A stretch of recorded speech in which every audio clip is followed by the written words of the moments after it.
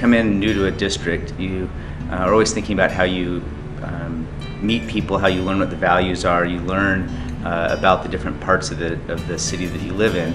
So one of the ways that I did that as a new superintendent is started what we called Fitness Fridays. And each Friday early in the morning I would choose a different part of the city, a different school, and I would have advertised it, and then I would meet in front of the school at 6 in the morning or 6:30, depending on what time that school started, and I'd invite students, staff, parents, community members to join me, and we'd do a run through a certain part of the city.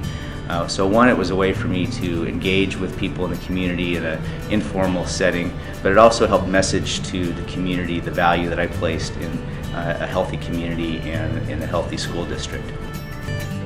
Our principals are great leaders, and they've always been aware of this issue of rising obesity and less physical activity. And I think students are just really modeling what's happening to all of us. Life becomes more sedentary as we become more of an informational age society. And so they have started lots of things at their schools that are very intriguing. One's called a cardio club. And it's amazing that when you look at 4th and 5th graders, if it's a club after school, they just want to belong. It takes so little to get a student to want to stay after and participate. And it has to be something that sounds sort of cool and something that their friends will stay after for. The parents want them to do this stuff. That's the amazing thing. And they don't mind if they stay an hour and a half after and do this and a couple days a week.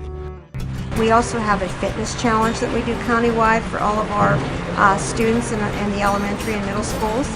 And once a year, the students can participate in this fitness challenge. It's a 6-week program, and it's on a volunteer basis. However, we actually encourage the students to participate, and all of our physical education teachers try to get them involved in physical activity outside of phys ed class. And so the parents have to agree that they participate outside of school, and it can be anything from jump rope to running to participating in after-school sporting events, anything that involves movement.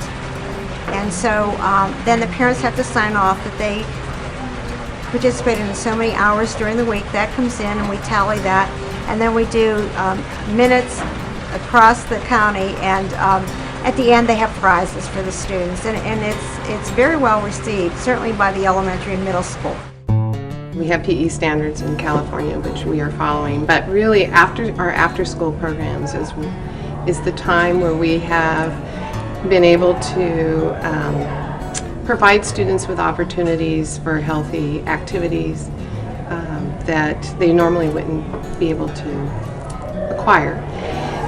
So with our funding, we've incorporated dance programs. We contract with a dance company that comes in and serves our students after school, taekwondo, focusing on academics, and then being able to offer them some of these activities is kind of a carrot for them, and it does expose the students to activities that they continue throughout their life and to pursue on their own. There's been this organization around for probably 20 years. It's called the High Steppers.